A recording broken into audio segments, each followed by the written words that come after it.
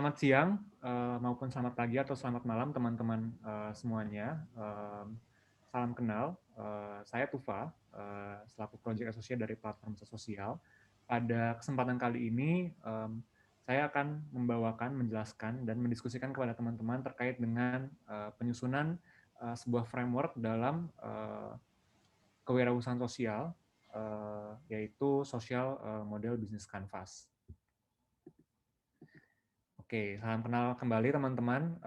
Kebetulan saat ini saya sedang beraktivitas pada sebuah wadah yang bernama platform usaha sosial atau Plus.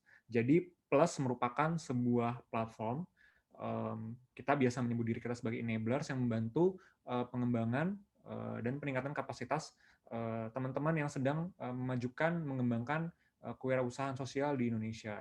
Seperti itu. Jadi beberapa proyek dan kegiatan kita itu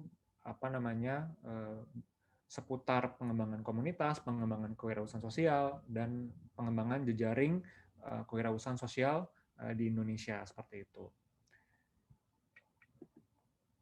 Oke, untuk mempercepat diskusi kita hari ini kita akan mendiskusikan sebuah framework yang sudah sering digunakan oleh teman-teman wirausaha sosial baik di Indonesia ataupun di tempat lainnya seperti itu. Nah, mungkin teman-teman apakah sudah pernah mendengar tentang social business model Canvas sebelumnya? Mungkin kalau misalnya teman-teman sudah pernah mendengar, nanti bisa komen di chat box di bawah atau mungkin di kolom komen di YouTube tentang pengetahuan teman-teman nih. Jadi kita nanti bisa berinteraksi saat teman-teman menonton video ini. Seperti itu. Nah, mungkin kalau teman-teman belum pernah mendengar tentang social business model Canvas, nah ini aku akan coba jelasin ya teman-teman ya, tentang konsep social business model Canvas. Jadi secara umum, social business model Canvas atau selanjutnya aku akan singkat sebagai SBMC, ini merupakan sebuah alat atau framework yang digunakan untuk mendeskripsikan, merancang, memulai, dan mengubah haluan model bisnis kita. Nah, mungkin penjelasan penjelasan teknisnya itu kalau misalnya teman-teman ingin membuat sebuah bisnis, pasti teman-teman punya rancangan bisnisnya. Nah, dalam rancangan bisnis tersebut, teman-teman akan menuliskan setiap gagasan teman-teman dan perencanaan teman-teman untuk menjalankan bisnis teman-teman dari awal sampai ke akhir, seperti itu. Nah, prosesnya ini akan kita bahas di sesi video kali ini supaya harapannya nanti teman-teman punya pemahaman dan gambaran tentang bagaimana caranya menuliskan social business model Canvas seperti itu. Nah, jadi SBMC ini poinnya adalah teman-teman akan mendeliver ide teman-teman, tuliskan semua ide teman-teman terkait dengan perencanaan dan pelaksanaan bisnisnya di SBMC, di dokumen SBMC ini. Lalu aku sarankan untuk segera memulai penulisan SBMC ini karena SBMC ini akan sangat membantu teman-teman untuk punya blueprint atau peta ya dalam implementasi bisnis teman-teman. Ibaratnya kita sedang berjalan mencapai sebuah tujuan, kadang-kadang pasti bingung. Ini apa yang harus kita lakukan selanjutnya, atau mungkin apa yang harus kita kerjakan selanjutnya jika kita tidak punya pemetaan yang baik. Oleh karena itu segera teman-teman setelah menonton video ini untuk memulai menyusun SBMC teman-teman. Nah, selanjutnya ini cerita. Jadi di SBMC ini teman-teman akan menceritakan bagaimana setiap aktivitas yang akan teman-teman lakukan dalam bisnis. Nanti aku akan bahas lebih detail lagi, ada elemen-elemen yang teman-teman perlu pelajari di dalam framework social business model Canvas. Nah, yang terakhir, ketika teman-teman punya SBMC, teman-teman punya framework ini, teman-teman bisa merefleksikan bisnis teman-teman saat nanti teman-teman mungkin sudah berjalan bisnisnya, sudah mencapai titik tertentu, dan mungkin teman-teman bingung apa yang kurang ya, atau apa yang perlu diperbaiki dari bisnis teman-teman. Nah, caranya gimana untuk bisa tetap stay on track, teman-teman bisa buka kembali SBMC-nya, dan baca kembali, pelajari kembali, apakah posisi teman-teman sekarang itu sesuai dengan rencana yang teman-teman tuliskan di dalam SBMC teman-teman, seperti itu. Nah, jadi 4 poin ini adalah kegunaan atau lebih ke peran ya SBMC buat teman-teman saat teman-teman ingin mengembangkan sebuah bisnis dengan dampak ya atau kewirausahaan sosial seperti itu. Nah, framework tentang penyusunan bisnis itu banyak. Cuman kenapa harus menggunakan SBMC? Nah, yang pertama itu karena SBMC itu menggambarkan atau memvisualisasikan ide dari teman-teman secara jelas dan ringkas. Jadi teman-teman nggak perlu punya banyak dokumen untuk menjelaskan setiap elemen dari bisnis teman-teman. Tapi teman-teman cukup menggunakan SBMC yang cuman hanya dalam satu halaman, satu framework saja, dan teman-teman bisa melihat secara utuh gitu apa namanya kebutuhan dan rencana bisnis teman-teman. Nah, yang kedua, SBMC ini akan membantu teman-teman untuk fokus untuk menyelesaikan masalah yang teman-teman ingin selesaikan melalui bisnis sosial teman-teman, atau juga mencapai tujuan dari bisnisnya teman-teman. Jadi kalau mungkin tadi balik lagi ke teman-teman sudah menjalankan bisnisnya, terus teman-teman bingung ini tujuannya sudah tercapai atau belum ya. Nah, teman-teman bisa lagi lihat ke SBMC-nya dan bisa merefokus target dan tujuan dari teman-teman saat melaksanakan bisnisnya masing-masing. Oke, selanjutnya kita akan membahas 3 hal yang harus teman-teman perhatikan saat teman-teman sedang menyusun SBMC teman-teman. Nah, yang pertama itu, poin pertama yang paling krusial itu adalah simplicity atau simple.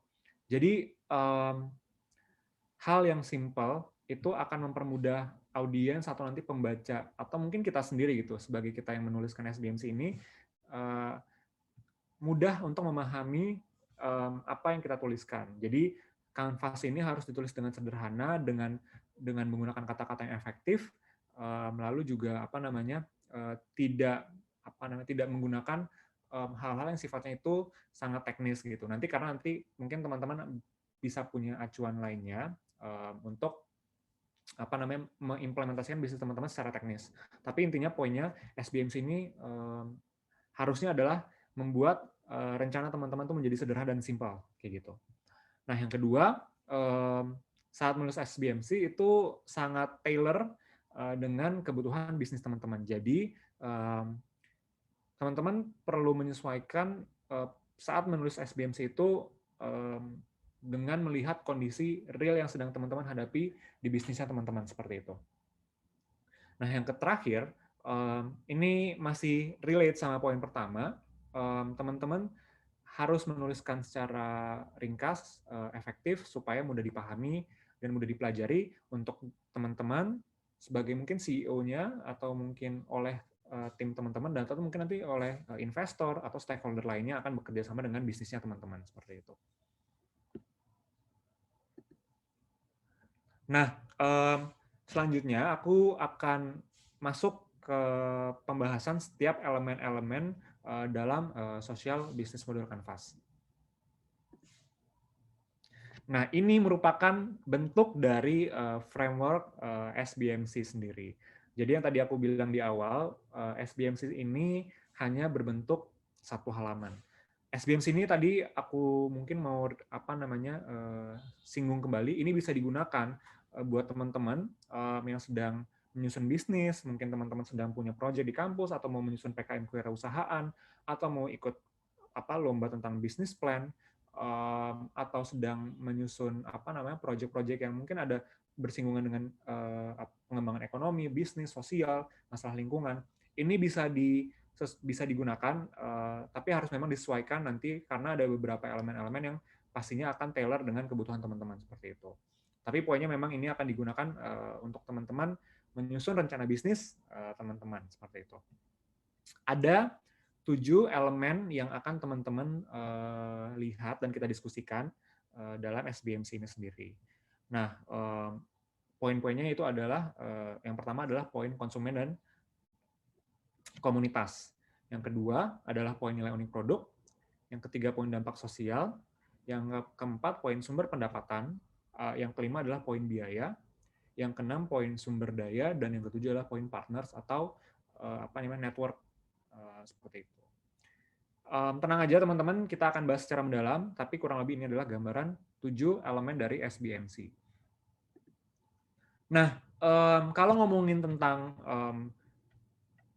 bisnis model kanvas dan sosial bisnis model kanvas, mungkin teman-teman akan bingung atau mungkin mempertanyakan kenapa ada poin sosialnya di awal elemen sosial bisnis model kanvas.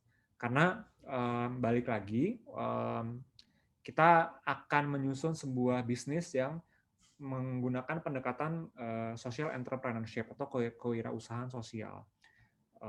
Jadi di SBMC sendiri ini, kalau di BMC biasa itu teman-teman nggak akan menemukan poin tentang dampak sosial dan komunitas. Karena kan kalau ngomongin bisnis itu kan tujuannya adalah for profit atau mendapatkan keuntungan.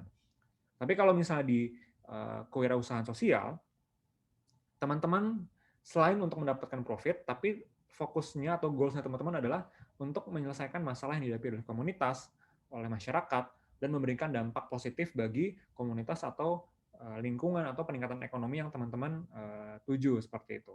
Jadi inilah yang menjadi perbedaan dari BMC dan SBMC. Kalau di BMC itu tidak ada dampak sosial dan komunitas, dan kalau di SBMC itu terdapat elemen dampak sosial dan komunitas, seperti itu. Nah, di sini aku coba menceritakan salah satu network dari Plus, teman-teman dari Gumi Bambu. Ini merupakan sebuah kewirausahaan sosial yang berbasis di Nusa Tenggara Barat, seperti itu teman-teman. Nah, hari ini kita akan membahas Gumi Bambu dan sekaligus juga akan membahas mengenai elemen SBMC dari analisis teman-teman Plus terhadap studi kasus Gumi Bambu, seperti itu. Jadi, untuk mengenal lebih dalam, Gumi Bambu ini merupakan sebuah usaha sosial yang tujuannya adalah memberikan pendampingan dan peningkatan kapasitas untuk para pengrajin bambu dan juga para pemecah batu di lingkungan sekitar usahanya Gumi Bambu sendiri.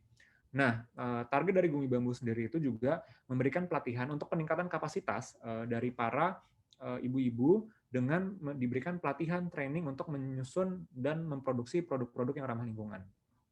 Lalu produk-produk ini nantinya akan didistribusikan oleh Gumi Bambu seperti sedotan dan handicraft lainnya, dan nanti keuntungannya akan disalurkan juga untuk peningkatan ekonomi dari ibu-ibu si pengelola Gumi Bambu ini sendiri, teman-teman. Oke, jadi yang pertama kita akan membicarakan konsumen, elemen konsumen dan elemen komunitas.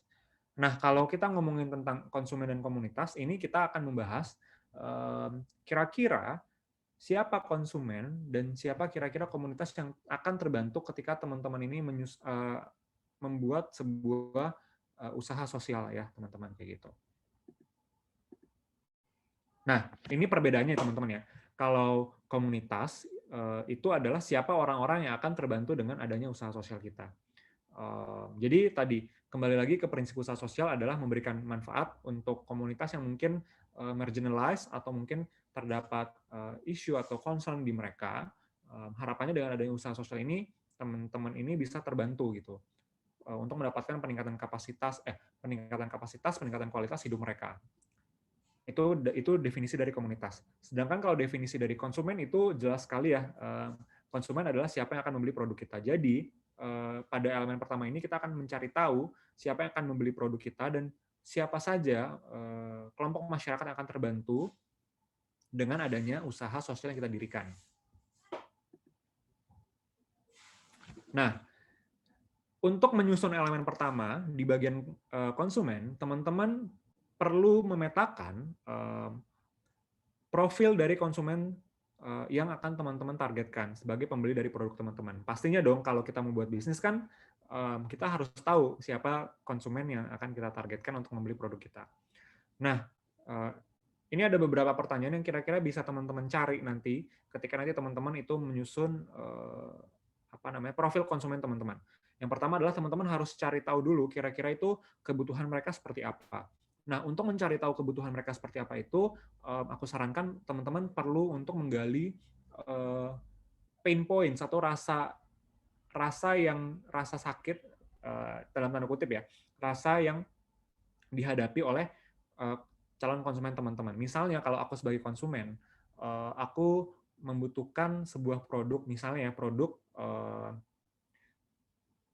botol minum yang akan bisa menyelesaikan masalahku karena aku butuh sebuah alat yang bisa aku bawa-bawa untuk apa namanya kebutuhan air minumku setiap hari. Makanya aku butuh botol minum. Nah, mungkin botol minum seperti apa yang nanti dibutuhkan oleh konsumen misalnya konsumen yang akan membeli botol minum tersebut. Nah, jadi teman-teman harus tahu dulu kira-kira kebutuhan mereka itu seperti apa, masalah mereka seperti apa, sehingga teman-teman bisa mendeliver produk yang menyelesaikan masalah mereka. Nah, yang kedua, teman-teman juga harus tahu profil demografis dari calon konsumen teman-teman. Teman-teman harus paham siapa target umurnya itu dari rentan umur berapa, lalu dari status sosial ekonomi kelompok yang mana, lalu domisilinya di mana, dan kira-kira interest dan ketertarikan mereka itu seperti apa. Nah, aku coba bahas satu-satu ya teman-teman ya. Jadi kalau kelompok umur pasti teman-teman akan memetakan target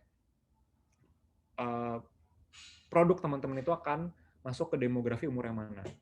Jadi teman-teman nanti bisa fokus untuk mendeliver value produknya kepada konsumen dengan umur yang sudah teman-teman tetapkan. Karena kan pasti misalnya contoh ya, konsumen dengan umur remaja dengan konsumen umur dewasa itu akan sangat berbeda pendekatan penjualannya itu akan sangat berbeda. Nah, jadi teman-teman harus sangat aware dengan siapa kelompok umur dari produk yang teman-teman targetkan. Yang kedua, kondisi sosial ekonomi status dari para konsumennya. Jadi teman-teman bisa paham untuk menentukan pricing atau harga ya, karena berbeda lingkup sosial ekonomi akan juga menentukan keberhasilan produk itu dapat dijual atau tidak, seperti itu. Lalu juga domisili teman-teman perlu pastikan. Nah, kenapa domisili? Karena pastinya akan ada perbedaan. Misalnya kebutuhan masyarakat di perkotaan, di pedesaan, di daerah pegunungan, di daerah pantai. Nah, teman-teman harus bisa pastikan kira-kira domisili atau wilayah mana yang akan teman-teman intervensi dengan produknya teman-teman, seperti itu. Dan yang terakhir adalah ketertarikan. Nah, pastinya ketika seseorang akan membeli produk, dia akan memikirkan kebutuhan, interest, atau mungkin hal-hal yang kira-kira menarik untuk dia beli, seperti itu. Makanya ini perlu banget teman-teman untuk riset lebih mendalam supaya teman-teman punya gambaran komprehensif tentang siapa profil dari target marketnya, target konsumennya teman-teman, seperti itu. Nah, yang kedua ini adalah komunitas. Jadi komunitas ini tadi kembali lagi merupakan sasaran dari komunitas yang ingin teman-teman bantu dengan teman-teman mengembangkan usahanya teman-teman. Nah, untuk mencari tahu, ini teman-teman perlu melakukan riset dengan melihat dan mencari tahu apa yang kira-kira mereka butuhkan, apa masalah sosial dan masalah ekonomi, mungkin juga masalah lingkungan di lingkungan sekitar mereka. Lalu juga teman-teman perlu cari tahu dulu profil demografinya juga. Mereka ada di kelompok usia yang mana, kondisi ekonominya seperti apa, lokasinya ada di mana, dan juga kira-kira kembali lagi ke kebutuhan, interest, dan ketertarikan mereka itu seperti apa ya teman-teman. Misalnya contoh tadi seperti Gumi Bambu, itu mungkin kita akan bahas selanjutnya ya. Kira-kira siapa konsumen dan komunitas yang mereka tuju, seperti itu. Nah, ini adalah konsumen dan komunitas hasil analisis terhadap studi kasus Gumi Bambu ya teman-teman. Gumi Bambu ini sudah memetakan bahwa konsumennya adalah dari kalangan perempuan dan laki-laki secara gender, lalu juga sudah mulai peduli dengan penggunaan produk-produk yang ramah lingkungan. Berlokasi di Indonesia, umurnya kurang lebih 18 sampai 35 tahun. Kenapa mereka mengambil rentang umur sendiri? Karena usia 18 sampai 35 tahun ini adalah teman-teman yang mungkin saat ini itu sedang aware dan conscious dengan isu global warming dan isu masalah lingkungan hidup yang saat ini sedang dihadapi oleh masyarakat dunia seperti itu. Lalu juga mereka ingin menyasar teman-teman di wilayah kota besar dan juga memiliki daya beli atau konsumsi yang cukup tinggi seperti itu. Nah, selain itu juga Gumi Bambu menyasar beberapa target konsumen lainnya, yaitu adalah di kafe, restoran, kantin, lokasi-lokasi yang kira-kira akan membeli produk mereka seperti itu. Nah, selain itu, kalau kita ngomongin tentang komunitas tadi, seperti yang sudah aku janjikan, Gumi Bambu ini punya target komunitas yang ingin dibantu adalah perempuan kurang lebih berusia 35-59 tahun ya, yaitu ibu-ibu, pengrajin bambu, dan juga pemecah batu di daerah Lombok yang punya masalah atau punya kondisi hidup di bawah garis kemiskinan. Jadi harapannya nanti mereka ini bisa mendapatkan peningkatan ekonomi dari penjualan produk dari Gumi Bambu seperti itu. Oke, jadi untuk memastikan kembali, jadi poinnya adalah di elemen pertama ini kita akan menemukan dua hal, yaitu adalah konsumen, yaitu adalah orang yang akan membeli produk dan jasa dari yang kita tawarkan sebagai pengusaha atau wirausahawan sosial, dan yang kedua adalah komunitas, yaitu adalah masyarakat atau mungkin komunitas atau mungkin individu atau mungkin kelompok umur yang ingin kita bantu menyelesaikan masalahnya dengan pendekatan kewirausahaan sosial, teman-teman. Nah, selanjutnya kita akan masuk ke elemen kedua, yaitu nilai unik produk. Jadi, secara general, nilai unik produk ini adalah hal yang unik dari produk yang teman-teman tawarkan. Jadi, kalau teman-teman membeli produk, kan pasti teman-teman melihat keunggulan dari produk tersebut. Jadi, simpelnya adalah nilai unik produk itu apa solusi yang teman-teman tawarkan kepada konsumen saat konsumen itu membeli produknya yang dihasilkan oleh teman-teman.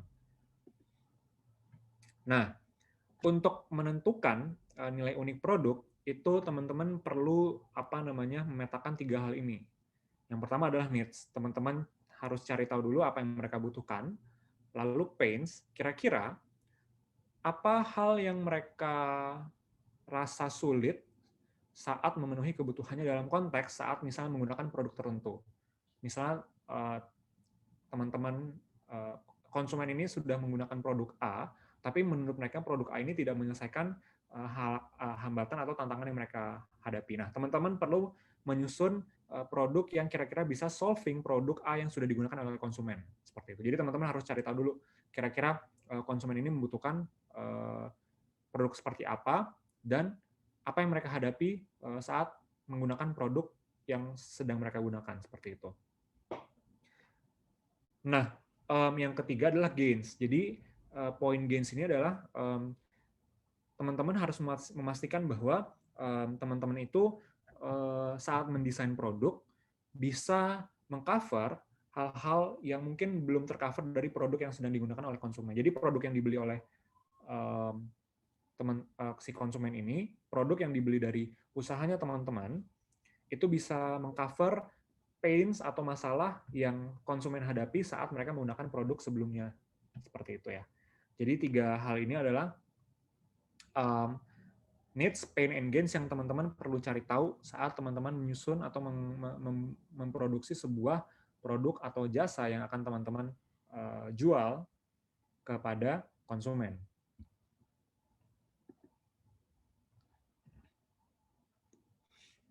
Nah, pada studi kasus Gumi Bambu ini coba kita analisis ya bersama, kira-kira apa pains, needs, and gains dari setiap konsumen dan juga komunitas teman-teman. Jadi di sebelah di kolom pertama dan kedua ini teman-teman bisa melihat konsumen ya. Konsumennya ada anak muda, ada pemilik kafe, kantin, dan restoran, dan di kolom yang paling kanan itu ada beneficiaries-nya, yaitu tadi ibu-ibu pengrajin batu, dan juga berprofesi sebagai pengrajin bambu ya teman-teman. Nah, untuk needs kita bisa lihat di poin anak muda itu mereka needs-nya adalah mereka aware dengan isu hidup yang lebih ramah lingkungan seperti itu.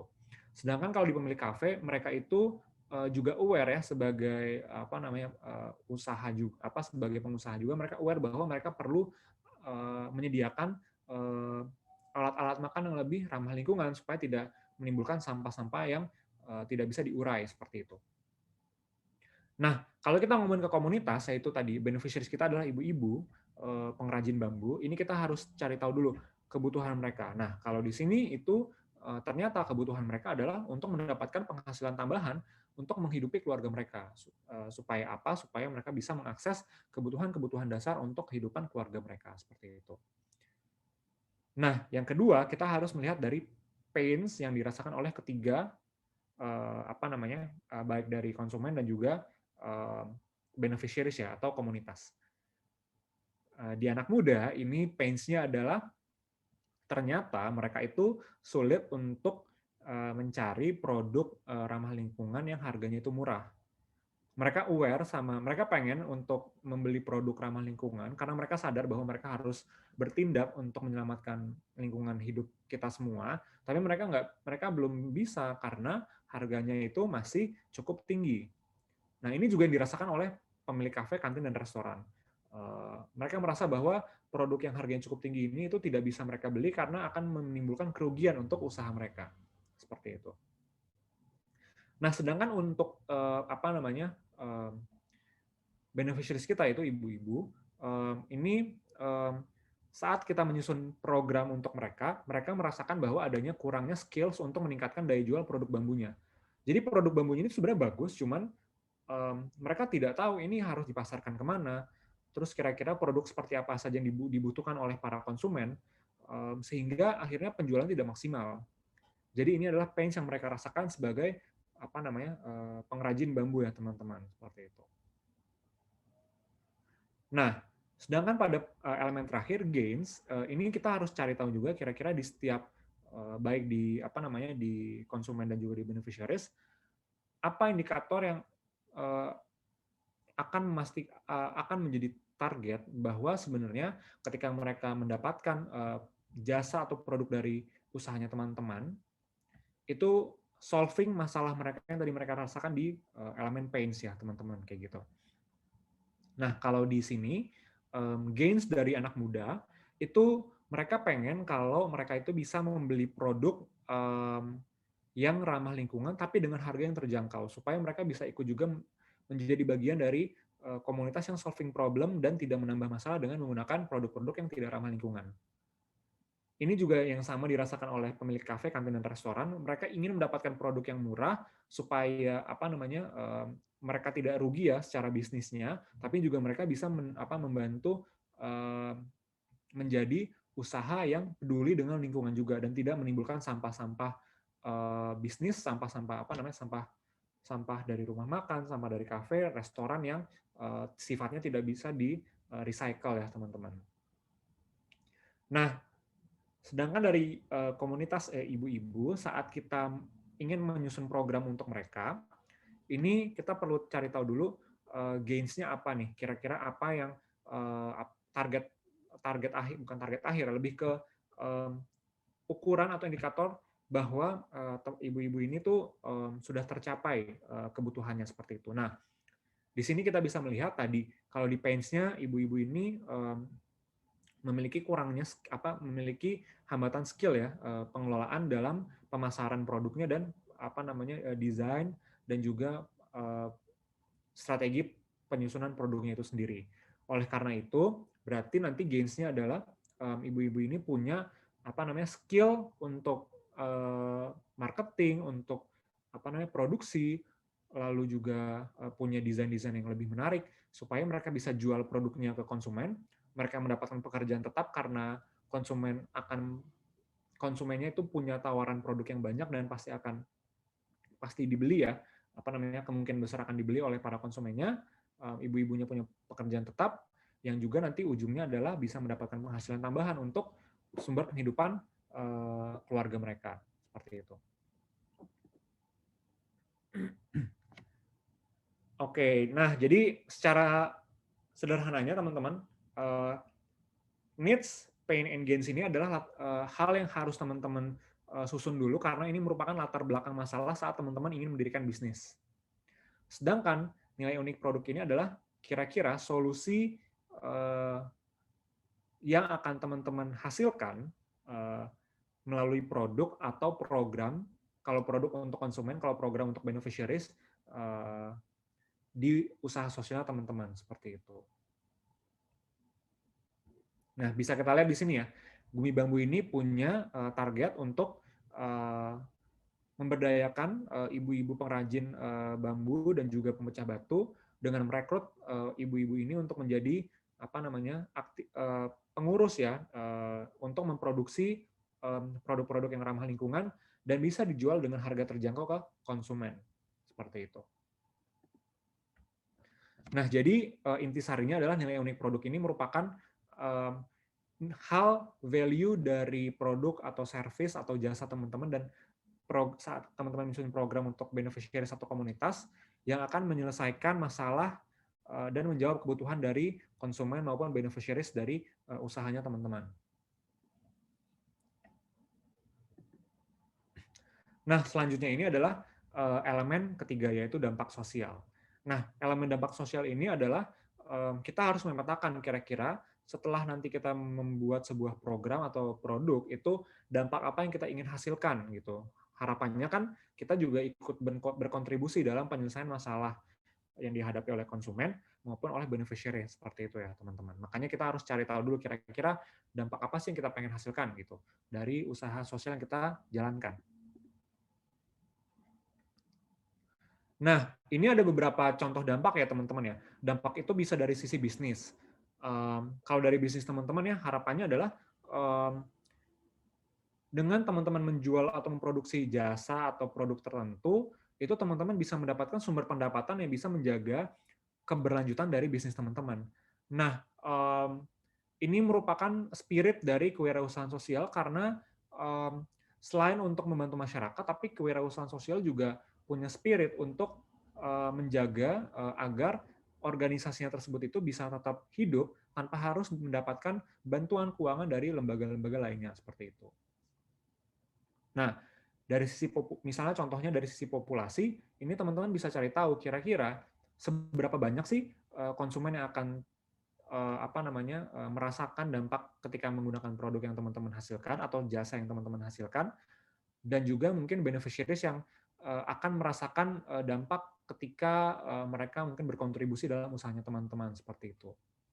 Yang terakhir adalah solusi. Jadi teman-teman bisa mengukur nih kira-kira ketika teman-teman mengeluarkan solusi tertentu dengan mengeluarkan produk atau jasa atau tadi program untuk beneficiaries-nya, kira-kira apakah memberikan dampak yang signifikan untuk penyelesaian masalah yang mereka hadapi. Nah, ini merupakan case study dari Gumi Bambu. Nah, ternyata Gumi Bambu itu sudah menghasilkan beberapa dampak positif nih kepada konsumen mereka atau ke beneficiaries mereka. Nah, kalau ngomongin secara populasi, ternyata sudah ada nih 49 ibu-ibu pengrajin bambu yang masuk ke dalam komunitasnya Gumi Bambu dan ikut memproduksi dan mendapatkan kenaikan penghasilan nih dari produksi anyaman bambu, seperti itu. Nah, dari sisi bisnis, ini ternyata sudah ada 182.000 sedotan nih, sedotan bambu yang sudah dijual dan didistribusikan kepada para konsumen yang tadi yang aware membeli sedotan yang ramah lingkungan. Selain itu juga Gumi Bambu punya banyak lini produk yang kira-kira bisa solving masalah lingkungan dan juga sudah mensupport, sudah masuk ke dalam bisnis-bisnis F&B lokal yang tadi membutuhkan produk-produk yang ramah lingkungan, seperti itu. Nah, jadi poinnya dampak sosial merupakan elemen di mana kita akan menuliskan apa sih perubahan yang kita ingin lakukan melalui usaha sosial yang kita jalankan. Nah, selanjutnya, sebagaimana kita membuat sebuah bisnis, pasti kita harus tahu dulu dong, kira-kira kita akan mendapatkan sumber pemasukan keuangan itu dari mana saja. Jadi di elemen keempat ini kita akan membahas mengenai sumber pendapatan, yaitu kita harus cari tahu dari mana sumber pendapatan yang kita akan hasilkan sebagai wirausahawan sosial. Nah, ini adalah beberapa pipa channel yang bisa teman-teman akses untuk mendapatkan penghasilan ya atau pendapatan. Yang pertama adalah dari penjualan produk, lalu yang kedua penjualan jasa. Jadi produk atau jasa ini ketika teman-teman jual kepada konsumen pasti teman-teman akan mendapatkan pemasukan ya dari situ. Yang ketiga adalah jasa komisi ya. Komisi ketika nanti teman-teman mungkin bekerja sama dengan retail, ini akan ada persentase, persentase yang bisa teman-teman dapatkan gitu dari penjualan produk teman-teman. Nah, lalu bisa juga dari iuran. Nah, nanti ini sebenarnya tergantung ke jenis bisnisnya teman-teman. Kalau misalnya teman-teman punya bisnis yang sifatnya itu ada subscription atau mungkin biaya sewa. Nah, ini model pendapatan dengan konsep iuran ini yang bisa teman-teman jadikan pipa untuk mendapatkan uang untuk bisnisnya teman-teman. Nah, bisa jadi juga dari iklan. Kita tahu banget sekarang dunia digital itu sangat penuh dengan iklan, dan itu merupakan sumber revenue dari platform-platform digital saat ini. Jadi ini juga menjadi salah satu sumber pendapatan ketika nanti teman-teman membuat sebuah usaha sosial mungkin yang akan berbasisnya teknologi ya, seperti itu. Dan sumber pendapatan lain itu banyak banget yang bisa teman-teman explore untuk mendapatkan sumber pendapatan yang berkelanjutan ya teman-teman. Ini nanti akan perlu teman-teman petakan sendiri sesuai dengan bentuk dan jenis dari usahanya teman-teman masing-masing. Nah, melihat dari case Gumi Bambu, ini secara garis besar ada dua sumber pendapatan dari Gumi Bambu. Yang pertama itu adalah tadi model penjualan bisnis ke bisnis ya, atau B2B. Nah, tadi produk-produk Gumi Bambu kan sudah di-state bahwa mereka menjual produk ini ke kafe, restoran, atau ke eco store atau ke bulk store. Nah, dari sinilah nanti Gumi Bambu mendapatkan sumber keuangan mereka ya, dari penjualan produk-produk melalui pipanya ke restoran, kafe, dan bulk store dan sebagainya. Yang kedua, bisnis to konsumen. Bisnis to konsumen ini adalah penjualan produk langsung dari Gumi Bambu ke konsumen, individu. Nah, pipanya lewat mana? Penjualan konsumen itu kan kita sekarang bisa tahu banget lewat e-commerce, lewat website, lewat media sosial. Ini menjadi sumber pendapatan dari penjualan produk-produk dari Gumi Bambu seperti itu ya teman-teman. Nah, ngomongin sumber pendapatan ini adalah kunci bagi keberlangsungan usaha teman-teman. Balik lagi ke prinsip usaha sosial, ketika teman-teman ingin berkelanjutan, teman-teman harus memastikan bahwa sumber pendapatan ini tidak mampat ya, karena ketika mampat, maka teman-teman akan kesulitan untuk mengembangkan si usahanya seperti itu. Jadi teman-teman harus benar-benar memetakan kira-kira sumber-sumber pendapatan mana saja yang akan menunjang bisnisnya teman-teman untuk tetap survive dan tetap berkembang untuk mencapai tujuan yang teman-teman harapkan. Nah, selanjutnya, kalau tadi kita ngomongin tentang dari mana kita akan mendapatkan uang, yang kelima, elemen kelima, kita akan membicarakan mengenai hal-hal apa saja yang akan kita keluarkan untuk menjalankan operasional dan mengembangkan bisnis kita. Pastinya untuk mengembangkan bisnis butuh modal. Nah, kita harus tahu dulu, kita harus memetakan kira-kira modal yang kita punya atau pendapatan yang kita punya akan kita gunakan untuk hal-hal apa saja. Nah, secara garis umum, ini ada dua jenis biaya ya, yaitu biaya tetap dan biaya variabel. Nah, biaya tetap ini merupakan biaya yang kira-kira itu pasti dan sudah tercatat ya, sudah bisa dipastikan oleh teman-teman seperti itu saat teman-teman ingin menjalankan sebuah usaha. Contoh dari biaya tetap ini adalah gaji karyawan, sewa dan operasional kantor, atau mungkin rumah atau ruko, lalu juga biaya marketing, biaya pemasaran.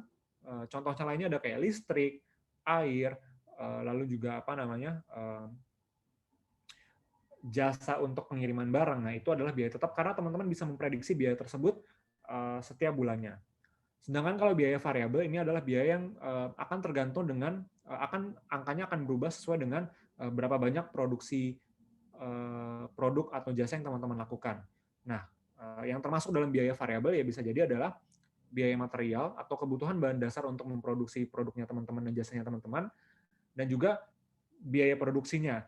Karena ini akan terkait dengan berapa jumlah barang yang akan kita produksi, kan nanti akan terkait dengan gaji karyawan, lalu juga akan terkait dengan kebutuhan mesinnya, lalu juga akan terkait dengan kebutuhan materialnya. Jadi biaya produksi ini itu akan berubah sesuai dengan berapa banyak barang yang akan diproduksi atau berapa besar jasa yang akan kita lakukan ya teman-teman, seperti itu. Nah, ini untuk case study Gumi Bambu, kita bisa lihat di sini biaya tetapnya mereka adalah gaji tim dan karyawan, biaya sewa kantor, dan biaya pemasaran. Sedangkan biaya variabelnya adalah biaya pelatihan untuk melakukan pendampingan ke ibu-ibu pengrajin bambu, biaya bahan baku, yaitu bisa jadi ada bambu, bisa jadi ada apa namanya, kebutuhan-kebutuhan lainnya untuk merangkai dari anyaman tersebut.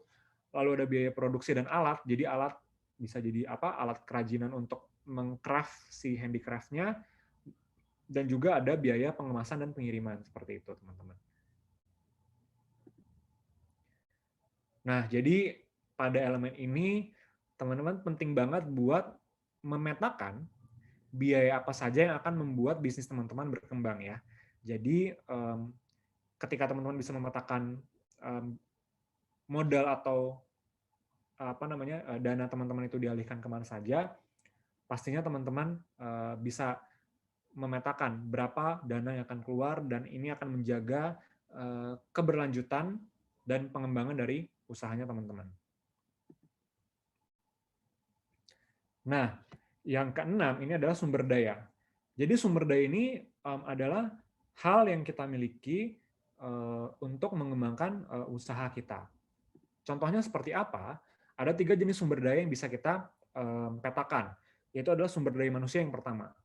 Sumber daya manusia adalah lebih ke skills atau pengetahuan yang kita miliki sebagai pelaku usaha, karena kan kita harus tahu dulu kira-kira kita punya kemampuan di mana dan kita kurangnya di mana.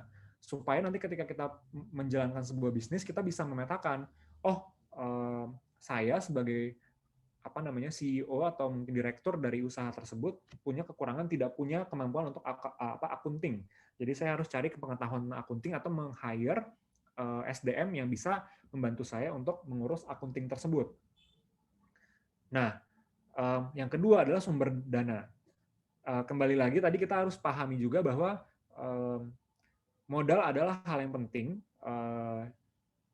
dalam pengembangan sebuah usaha. Oleh karena itu kita harus cari tahu dulu kira-kira modal ini akan kita dapatkan dari mana, berapa yang diperlukan, dan kira-kira berapa yang akan dikeluarkan. Seperti itu. Yang ketiga adalah aset. Nah, kalau ngomongin aset, kita juga pastinya perlu memahami kira-kira untuk menjalankan sebuah usaha kan pasti kita butuh alat, tempat, mungkin media sosial perlu bayar, atau mungkin listrik. Nah, ini aset-aset yang seperti ini yang kita harus petakan. Kira-kira kita sudah memiliki apa saja, supaya nanti proses produksi yang kita lakukan itu bisa berjalan dengan lancar. Jadi 3 sumber daya ini, sumber daya manusia, sumber daya pendanaan, dan aset, itu merupakan 3 hal yang penting teman-teman petakan saat teman-teman ingin merencanakan sebuah bisnis dalam SBMC ya, teman-teman. Nah, ini merupakan contoh kasus dari Gumi Bambu. Jadi kita bisa petakan nih kira-kira dari sisi yang paling kiri, sumber daya manusianya adalah teman-teman Gumi Bambu ini punya apa namanya pelatih untuk membantu pendampingan kepada ibu-ibu itu untuk melakukan apa namanya produksi handicraft dari bambu. Lalu juga punya apa namanya Gumi Bambu ini sudah punya kemampuan untuk memasarkan produk, punya network, punya jejaring untuk membantu pengembangan produknya. Teman-teman Gumi Bambu juga sudah punya kemampuan untuk mengelola keuangan administratif. Seperti itu. Nah, yang kedua, Gumi Bambu ini saat memulai usahanya, ternyata mereka punya modal pribadi dan sudah punya hasil penjualan produk yang bisa diputar kembali untuk apa namanya untuk produksi, untuk apa pembayaran gaji, untuk pembelian bahan baku, seperti itu. Nah, aset ini kita bisa lihat di sini contohnya tadi ya, seperti yang sudah saya sampaikan, website, inventaris, bahan baku, peralatan, mesin, ini merupakan hal yang sudah Gumi Bambu punya untuk proses produksi dari handicraft yang dilakukan oleh para ibu-ibu penganyam seperti itu. Jadi poinnya adalah sumber daya ini kita harus memanfaatkan apa yang kita punya dan kita petakan yang kita belum punya supaya kita bisa mencari tahu apa yang kita harus akomodasi untuk pengembangan dari usaha kita. Elemen terakhir atau elemen ketujuh adalah partner. Elemen ini akan membahas mengenai siapa aja stakeholder yang bisa membantu kita untuk mengembangkan dari usaha kita. Ada banyak stakeholder yang kita perlu petakan. Yang pertama dari sisi pemerintah. Kalau ngomongin pemerintah, pastinya kita saat menjalankan sebuah usaha, kita harus aware bahwa kita harus menyusun izin, menyusun sertifikasi dan sebagainya, dan ini akan berhubungan langsung dengan pemerintah sebagai regulator. Nah, oleh karena itu kita harus memetakan nih, kira-kira ketika kita membuat sebuah usaha, perizinan apa saja yang kita butuhkan, dan kira-kira apa yang kita akan lakukan, apa hal-hal yang kita akan lakukan, dan ini akan bersinggungan dengan pemerintah sebagai regulator ya teman-teman ya. Bisa jadi pajak, perizinan, sertifikasi. Mungkin kalau teman-teman butuh membangun ruko itu butuh surat izin dan segala macam. Nah, itu ya teman-teman harus petakan. Nah, yang kedua adalah pelaku usaha di industri sejenis. Nah, bisa jadi teman-teman saat teman-teman menyusun bisnis itu teman-teman mencari mitra, teman-teman bisa mencari mitra di profil usaha yang sama seperti itu. Harapannya adalah teman-teman bisa berkolaborasi atau mungkin bertukar informasi gitu. Misalnya ke partnernya teman-teman, teman-teman butuh cari tahu lokasi pabrik yang sesuai dengan kebutuhan teman-teman. Atau mungkin teman-teman bisa cari tahu nih sumber bahan baku yang berkualitas itu dari mana aja. Jadi teman-teman harus menjaga networking juga nih dengan pelaku usaha di industri yang sejenis dengan teman-teman lakukan seperti itu. Nah, komunitas kembali lagi tadi ya. Komunitas itu kita ngomongin tentang beneficiaries ya. Siapa yang kira-kira akan bisa membantu kita untuk membantu mendorong supaya beneficiaries kita itu bisa berkembang lebih baik lagi. Nah, kalau ngomongin tadi Gumi Bambu, bisa jadi kita nanti akan mencari komunitas-komunitas yang akan membantu pengembangan Gumi Bambu. Misalnya komunitas dari teman-teman yang aware sama isu lingkungan hidup, nanti mereka bisa membantu mempromosikan produk-produk dari Gumi Bambu seperti itu. Atau juga mungkin komunitas yang bisa menjadi tempat untuk pipa penjualan produk teman-teman seperti itu. Misalnya kayak tadi balik lagi ke komunitas yang anak-anak muda yang aware dengan isu lingkungan hidup, mereka bisa jadi tempat untuk mempromosikan produk dari Gumi Bambu seperti itu ya. Nah, yang terakhir itu adalah kompetitor. Kenapa kompetitor, Mas gitu kan? Kompetitor juga bisa menjadi partner yang sangat baik gitu kan, karena kita bisa tahu ketika kita punya kompetitor, kita bisa tahu hal baik apa yang mereka punya, pain points apa yang mereka punya seperti itu. Jadi ketika mereka punya kekurangan dari produk mereka, nah itu kita bisa replikasi, kita bisa perbaiki di produk kita supaya konsumen itu bisa mendapatkan produk atau jasa yang lebih baik daripada kompetitor kita seperti itu. Nah, pada case tadi Gumi Bambu ini merupakan pemetaan network partner dari Gumi Bambu ya teman-teman ya. Ini mungkin teman-teman bisa perhatikan kalau kita ngomongin pemerintah di sini Gumi Bambu pastinya akan bekerja sama dengan Kementerian UKM dan Koperasi, Kementerian Pariwisata dan Ekonomi Kreatif, dan khususnya juga pemerintah daerah di Lombok seperti itu.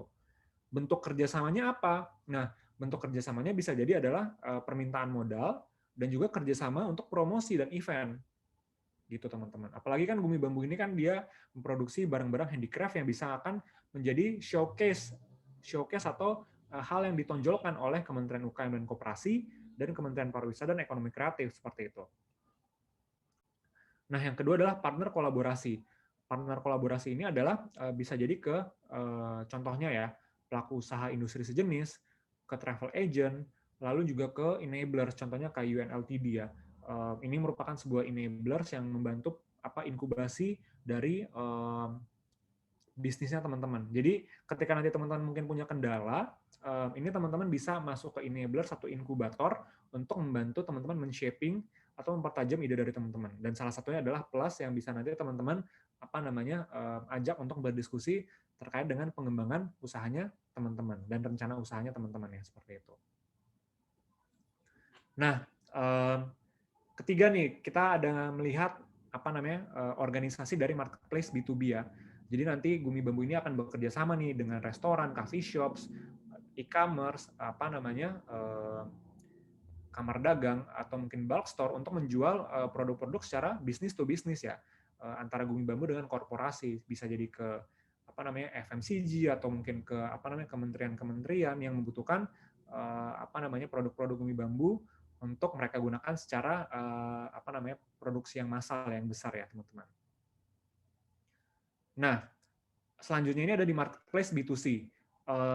Marketplace B2C ini itu contohnya ya, sekarang ada Shopee, Tokopedia, Bukalapak, ada Lazada. Nah, orang-orang inilah yang bisa nanti menyalurkan produk teman-teman secara bisnis to konsumen. Harapannya adalah ini bisa memaksimalkan penjualan produk dari usahanya teman-teman. Kalau di sini adalah case-nya Gumi Bambu, menjual hasil produksi dari Gumi Bambu ini ke konsumen dengan mudah ya teman-teman, melalui e-commerce atau mungkin melalui website atau mungkin melalui media sosial. Yang terakhir ini adalah komunitas atau konsumen. Kembali lagi tadi Gumi Bambu punya target untuk juga bisa menjadi salah satu agen yang bisa menyelesaikan masalah lingkungan hidup dengan memproduksi produk-produk yang ramah lingkungan. Untuk menyebarkan value mereka, untuk menyebarkan informasi tersebut, mereka akan bekerja sama dengan komunitas ya, seperti komunitas yang peduli dengan isu zero waste, komunitas aktivis perempuan, komunitas yang concern dengan isu lingkungan hidup. Karena tadi Gumi Bambu kan bekerja dengan ibu-ibu, maka mereka harus paham juga tentang kesejahteraan perempuan, lalu juga mereka paham tentang bagaimana kondisi sampah plastik di Indonesia. Lalu juga mereka menjelaskan juga ke komunitas yang aware dengan isu lingkungan hidup supaya apa? Supaya komunitas ini bisa paham tentang apa yang dikerjakan oleh Gumi Bambu, juga bisa jadi pipa penjualannya Gumi Bambu, tapi juga bisa jadi pipa kolaborasi antara komunitas yang aware dengan isu lingkungan hidup dan mencari produk-produk yang ramah lingkungan dan bisa bekerja sama dengan Gumi Bambu sebagai penyedia produk yang ramah lingkungan seperti itu. Nah, jadi kurang lebih ini adalah peta yang mungkin bisa teman-teman contoh saat teman-teman nanti akan menyusun social business model canvas teman-teman masing-masing. Nah, poinnya adalah kenapa kita harus cari partner, karena masalah kita banyak, kita nggak bisa melakukan sendirian, dan kita harus berkolaborasi untuk menghasilkan dampak yang lebih luas. Nah, untuk menutup sesi penyusunan SBMC ini sendiri, aku ingin mengquote sebuah pesan dari Muhammad Yunus, yaitu founder dari Grameen Bank. Jadi dia mendorong kita semua anak-anak muda di Indonesia, di dunia itu untuk menjadi wirausahawan sosial. Kenapa? Karena sekarang nggak zaman banget hanya membuat usaha untuk mendapatkan profit untuk keuntungan diri kita sendiri. Yang menyenangkan adalah kita bisa berkontribusi untuk dunia, untuk menyelesaikan masalah, karena rasanya akan lebih baik daripada mendapatkan profit untuk diri kita sendiri. Mungkin sekian dari Plus. Terima kasih. Semoga teman-teman bisa create more impact dengan membangun usaha sosial teman-teman sendiri, dan harapannya nanti teman-teman bisa berkolaborasi dengan Plus dimanapun teman-teman berada untuk mengembangkan usaha sosial teman-teman dan memberikan dampak kepada lingkungan dan komunitas teman-teman. Sekian dari saya, kurang lebihnya mohon maaf. Selamat pagi, siang, dan malam, dan wassalamualaikum warahmatullahi wabarakatuh.